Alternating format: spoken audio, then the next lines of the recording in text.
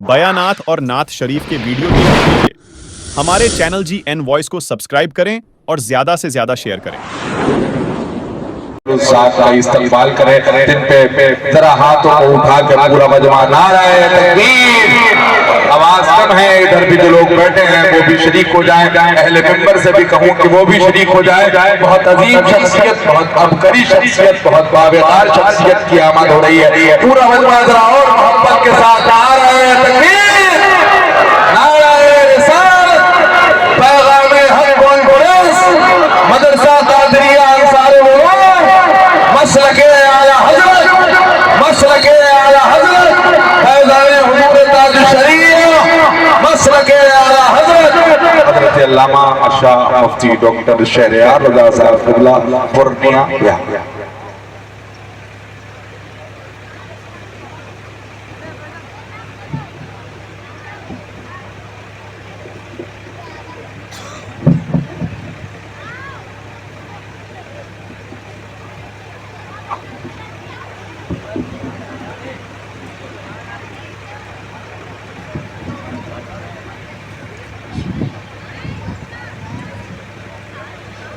السلام علیکم ورحمۃ اللہ وبرکاتہ۔ الحمدللہ الذی زین النبیین بحبیبہ المصطفیٰ ومن علی المؤمنین بنبیہ المجتبیٰ والصلاة والسلام علی سیدنا محمد خیر الورى وعلى آلہ واصحابہ النجباء الی یوم الجزاء۔ اما بعد فاعوذ باللہ من الشیطان الرجیم، بسم اللہ الرحمن الرحیم۔ کتاب انزلناہ الیک مبارک لیدبروا آیاتہ ولیتذکر اولو الالباب۔ صدق اللہ العظیم وصدق رسولہ النبی الکریم۔ ایک بار محبت سے درود پاک پڑھیں، اللہم صلی علی سیدنا و مولانا محمد معدن الجود والکرم وآلہ وبارک وسلم، صلاة و سلام علیکہ یا رسول اللہ۔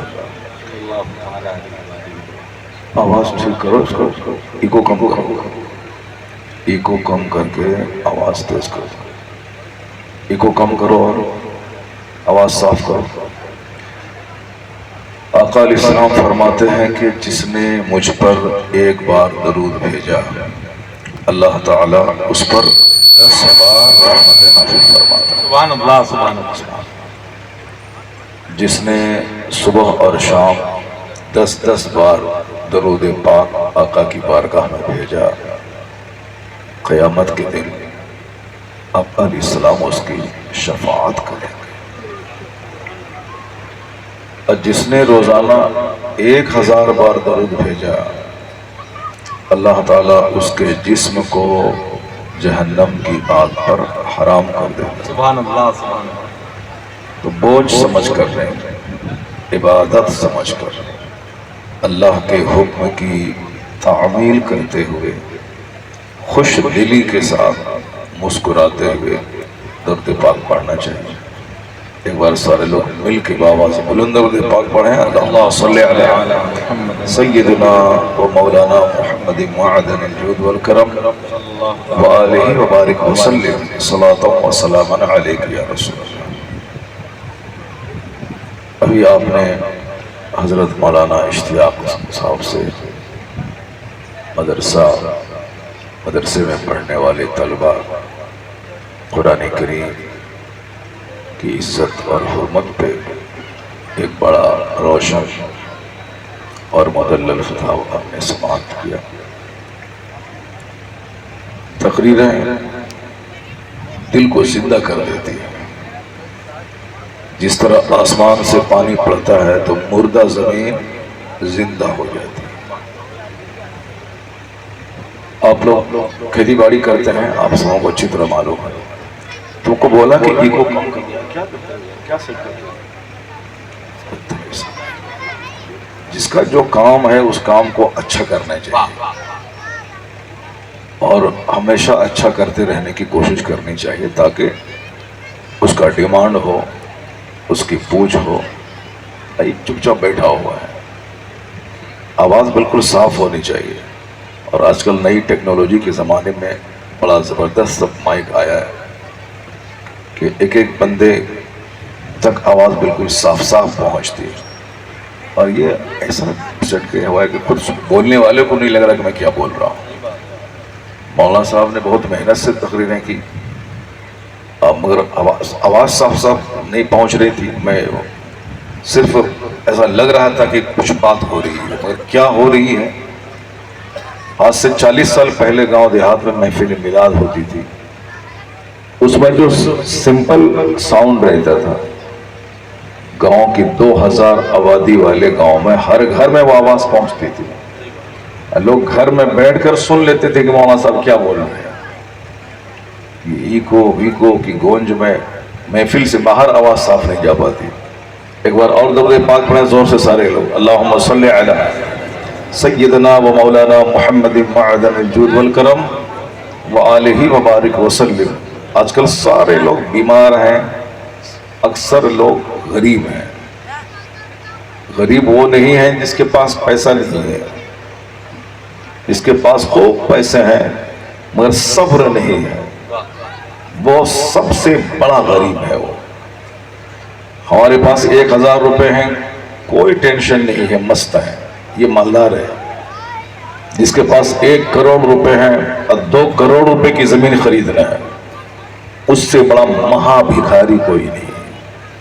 تو آج کل اسی طرح کے بھکاری بڑھ رہے ہیں.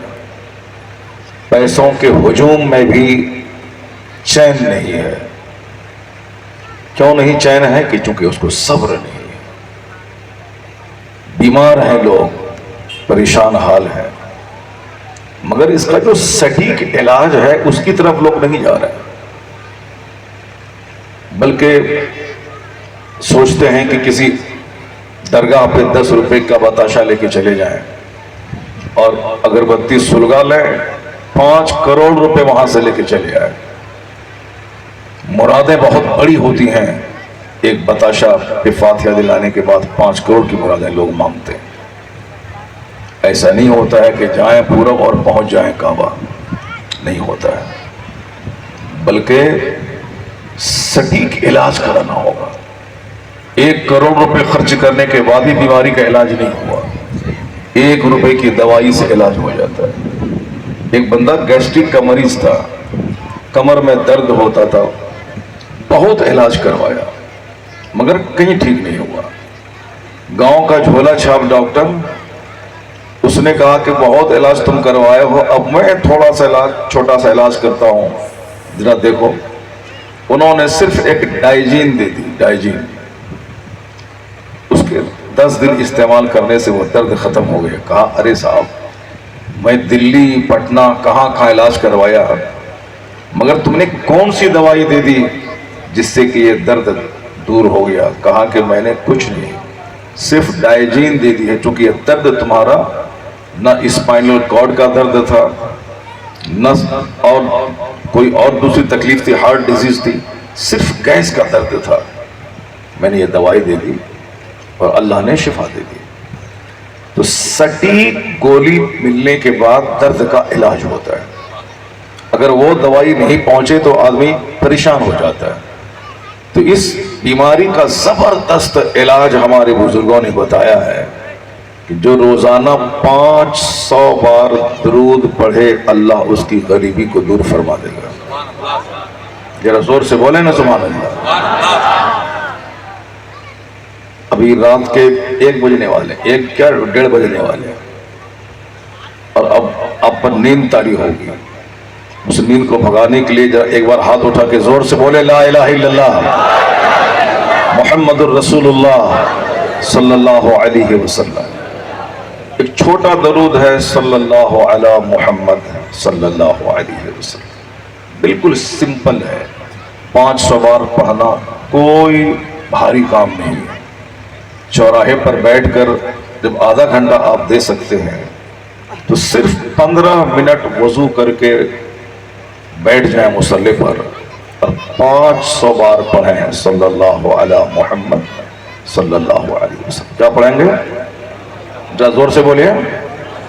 सल्लल्लाहु अला मोहम्मद सल्लल्लाहु अलैहि। दरूद बहुत है, दरूद इसमें आज़म है, दरूद जुमा है, दरूद इब्राहिमी है, बहुत सब दरूद है, लेकिन ये बिल्कुल शॉर्ट दरूद है। इसको आप 500 बार पढ़ें, पाबंदी से डेली पढ़ें, अल्लाह ताला आपको सब्र अता कर देगा, अल्लाह ताला आपको शिफा अता फरमाए। और पाबंदी से पढ़ेंगे तो आपकी गरीबी का इलाज हो जाएगा। पढ़ेंगे आप लोग? पढ़ेंगे ना इंशाअल्लाह। अल्लाह ताला सारे मुसलमानों को कसरत से दरूद पढ़ने की तौफीक अता फरमाए। आज मैं कुरान करीम के मुताले का एक चैप्टर आपके सामने रखूंगा। बातें तो बहुत सारी होती हैं और हो रही हैं, आप सुनते हैं, सुनते रहते हैं। बस एक मुताला कुरान पाक का कि कुरान के अंदर क्या चीज़ है जिसकी वजह से कुरान पढ़ने वाले का मर्तबा इतना बुलंद होता है कि सबसे अच्छा, सबसे सुपीरियर वो है जो कुरान करीम पढ़ता है और दूसरों को पढ़ाता है। The best among you is one who learns Quran and teach it to others. तुम में सबसे अच्छा वो है जो कुरान सीखे और दूसरों को सिखाए। जो आपने हदीस पाक सुनी, आखिर इसमें है क्या चीज? कुरान शरीफ में सारी चीजें दुनिया की मौजूद है। अल्लाह कहता है कि वह नज़्ज़लना अलैकल किताब तिब्यानन लिकुल्लि शै। ए हबीब, हमने आप पर वो किताब उतारी है जिसमें हर चीज का रोशन बयान मौजूद है। The detailed explanation of everything, हर चीज का वाज़ेह बयान इसमें मौजूद है। अब वो कैसे है, दो चार बातें मैं आपके सामने रखना चाहता हूं। आप तवज्जो से मेरी बात सुनिएगा, क्योंकि कुरान पाक दुनिया में तब्दीली लाने वाली किताब है। आदमी की सोच बदल जाती है, आदमी की जिंदगी का रंग बदल जाता है, आदमी का ढंग बदल जाता है। पहले लोग चिताओं पे औरतों को जला के राख कर देते थे। आज पूरी दुनिया में यह गंदी रस्म नहीं है। पहले लोग अपने बच्चों को जिंदा दफन करते थे। आज ये गंदी रस्म पूरी दुनिया में कहीं नहीं है। पहले लोग एक एक महीने तक नहाते नहीं थे। आज ये गंदी रस्म पूरी दुनिया में कहीं नहीं है। पहले लोग अपने बादशाह को सजदा करते थे, ये मेरा बादशाह है, यही मेरा खुदा है। लेकिन आज पूरी दुनिया में ये गलत रस्म कहीं नहीं है। कौन है जिसने इस गंदी रस्मों का खात्मा किया है?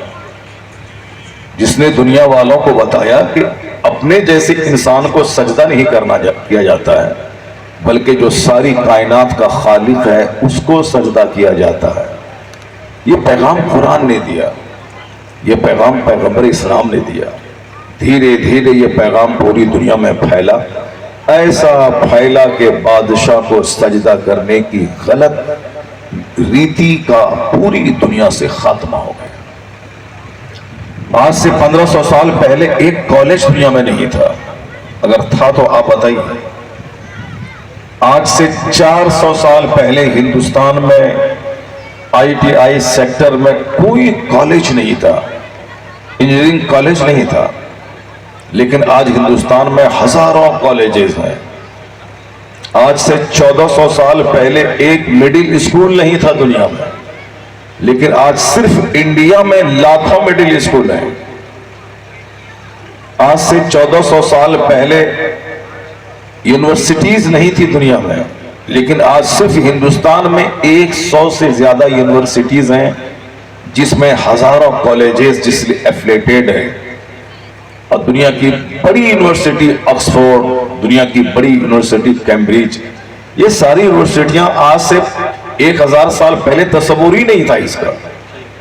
अमेरिका नाम का कोई मुल्क आज से 1000 साल पहले नहीं था। 1495 में कोलंबस ने पता लगाया कि अमेरिका नाम का एक मुल्क दुनिया में है जहां इंसान बसते हैं। उससे पहले किसी को नहीं पता था। تو آج دنیا کی ٹیکنالوجی کا بادشاہ ہے امریکہ. اس مختصر وقت میں اتنا بڑا انقلاب، اتنی بڑی تبدیلی کیسے آ گئی؟ ہندوستان میں آج سے 400 سال پہلے کوئی انجینئرنگ کالج، میڈیکل کالج نہیں تھا، لیکن آج ہندوستان کنٹری آف انجینئرز کہلاتا ہے، انجینئروں کا ملک کہلاتا ہے. جہاں ایک کالج نہیں تھا آج ہزاروں کالجز ہیں. جہاں ایک درسگاہ نہیں تھی مگر آج قدم قدم پہ درسگاہ موجود ہے. کس نے دنیا والوں سے کہا کہ knowledge is power, knowledge is life? علم طاقت کا نام ہے، علم روشنی کا نام ہے، گیان شکتی کا نام ہے، گیان پرکاش کا نام ہے. کس نے بتایا؟ لوگ تو ایک ایک مہینے تک نہاتے نہیں تھے.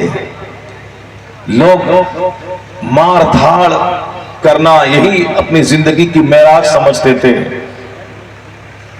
کہیں کوئی ایک دو پڑھا لکھا آدمی رہتا تھا تو اسی کے پاس لوگ آ کر کے درخت کے سائے میں بیٹھ کر کچھ نہ کچھ گیان اس سے حاصل کرتے تھے. باضابطہ اسکول کی شکل میں کوئی درسگاہ دنیا میں نہیں تھی، مگر 1400 سال پہلے ایک نعرہ گونجا تھا. وہ نعرہ کیا تھا؟ علیکم بالعلم فإن العلم نور. علم حاصل کر، علم حاصل کر، علم حاصل کر. کمپلسریلی علم نور کا نام ہے، علم روشنی کا نام ہے. علیکم بالعلم فإن العلم قوت. obtain knowledge، علم حاصل کرو. knowledge is power، knowledge علم طاقت کا نام ہے. علم حاصل کرو چاہے کتنی ہی دور کیوں نہیں جانا پڑے. اطلبوا العلم ولو کان بالصین. چاہے چائنا میں علم حاصل، علم ملے وہاں جاؤ. whether you find، جہاں تم پاؤ. acquire knowledge، علم حاصل کرو. علم حاصل کرو ماں کی گود سے لے کے قبر کی گود تک. اطلبوا العلم من المہد الی اللحد. from the cradle to the grave. ماں کی گود سے لے کے قبر کی گود تک علم حاصل کرو. یہ کس نے پیغام دیا؟ یہ پیغام سب سے پہلے ستھرا پیغام، فائنسٹ پیغام، پیورسٹ پیغام، سب سے پوترتم سندیش اگر کسی نے دیا ہے تو 1400 سال پہلے محمد عربی علیہ السلام نے عطا فرمایا. سبحان اللہ. سب سے پہلا پیغام. یہ دوسرے لوگ بھلے ہی نادانی میں یا تعصب میں یا جان بوجھ کر مدرسے کو توڑیں، اٹیک کریں، چونکہ وہ سمجھ لیا ہے اپنے حساب سے کہ یہ آتنکوادی کا اڈا ہے. بھلے ہی وہ نہیں جانتا ہے کہ آتنکوادی کا اڈا ہے، لیکن جس دن وہ جان لیں گے تو اپنے ہاتھ سے ٹوٹے ہوئے مدرسے کی تعمیر کریں گے. اگر وہ جان لیں کہ مدرسے کا رول دنیا میں کیا رہا، چونکہ وہ جان نہیں رہے ہیں. اے لڑکا، اے کہاں جا رہے ہو؟ اٹھا چل دیا جیسے فوج کھانے آیا تھا. بدتمیز کہیں. ایک تو جلسہ سال میں ایک بار ہوتا ہے، تقریریں کبھی کبھی ہوتی ہیں، غور سے سننا چاہیے آدمی. جب دوسرے لوگ رات رات بھر گھنٹی بجاتے ہیں اور تم کبھی کبھی دینی گفتگو سنتے ہو تو سننا چاہیے. وہ دیکھیے اس لڑکے کا سر کا بال دیکھیے. یعنی توفیق بھی اس کو نہیں ملی کہ میں دینی مجلس میں جا رہا ہوں، جہاں قرآن سنایا جائے گا وہاں جا رہا ہوں، جہاں جنت کا راستہ دکھایا جائے گا وہاں جا رہا ہوں، جہاں ہمارے مرے ہوئے دلوں کو زندہ کرنے کا نسخہ دیا جا رہا ہے وہاں جا رہا ہوں. وہاں آنے کے بعد بھی وہ ننگے سر آیا. اب کل اگر کچھ پڑھے تو یہ روئے گا کہ اسلام کہاں ہے، مولانا کہاں ہے، غوث اعظم کہاں ہے، خواجہ غریب نواز کہاں ہے. چلائے گا غریب نواز کہاں ہیں تو کم سے کم یہ تو دیکھو کہ تم کہاں ہو. تم کہاں ہو؟ غریب نواز تو اپنی جگہ ہے، تم کہاں ہو؟ غوث اعظم تو اپنی جگہ ہے، تم کہاں ہو؟ اسلام تو اپنی جگہ ہے، تم کہاں ہو؟ جب اسلام کی بات تم نہیں مانتے ہو تو کل سنکٹ میں پڑھنے کے بعد چلاتے کیوں ہو کہ کوئی مدد کو نہیں آ رہا ہے؟ نہ کوئی پیر، نہ کوئی خواجہ، نہ کوئی غوث، نہ کوئی قطب، نہ ولی. جب تم شادی بیاہ کرتے ہوئے، لباس پہنتے ہوئے، گھر بناتے ہوئے کسی حال میں اپنے نبی کو یاد نہیں کرتے ہو، تو کل جب سارا معاملہ بگڑ جاتا ہے تو نبی کو کیوں پکارتے ہو؟ یہ مت بولو کہ نبی کہاں ہے، نبی تو تمہارے سینے میں موجود ہے، شرط ہے کہ تم اپنا جائزہ لو کہ تم کہاں ہو۔ اگر تم حضور کی سنتوں پہ عمل کرو گے، اگر سنکٹ میں پڑو گے، نہیں بھی پکارو گے نبی کو، تو نبی تیری مدد کو آ جائے۔ یہاں سارا جینے کا انداز ہے کافرانہ، کافروں کی طرح جی رہا ہے، اور جب مصیبت میں پھنس آئے تب کہتا ہے کہ اللہ کہاں ہے، رسول اللہ کہاں ہے، غوث اعظم کہاں ہے۔ اللہ بے نیاز ہے، ساری دنیا کے لوگ کافر ہو جائیں اللہ کا کچھ بھی نہیں بگڑنے والا، اور اگر دنیا کے سارے لوگ مسلمان ہو کر غلاف کعبہ تھام کر وہاں روئیں گڑ گڑائیں، پھر بھی اللہ کی شان میں کوئی اضافہ نہیں ہونے والا۔ اللہ تمام صفات کمالیہ کا جامع ہے، وہ لفظ کن سے ساری کائنات کی تخلیق کی ہے۔ وہ چاہے تو 1 سیکنڈ سے بھی کم وقفے میں دنیا کے 1000 کروڑ یعنی 10 ارب لوگوں کو زمین میں دفن کر دے۔ جتنے لوگ دنیا کے ناچ رہے ہیں، کود رہے ہیں، اچھل رہے ہیں کہ اسلام مٹا دینا ہے، قرآن ختم کر دینا ہے، ان سارے نچنیاں کو 1 سیکنڈ میں اللہ زلزلہ بھیج کر زمین میں دفن کر سکتا ہے، اور کرتا بھی ہے۔ پورا شہر کو اللہ اجاڑ دیتا ہے، سارا شہر زمین میں دفن ہو جاتا ہے۔ لیکن چونکہ اللہ تبارک و تعالی اگر یہی کرے کہ جہاں بھی کوئی نماز نہ پڑھے اس کو زمین میں پھنسا دے، تو نہ ہم زندہ رہتے نہ تم زندہ رہتے۔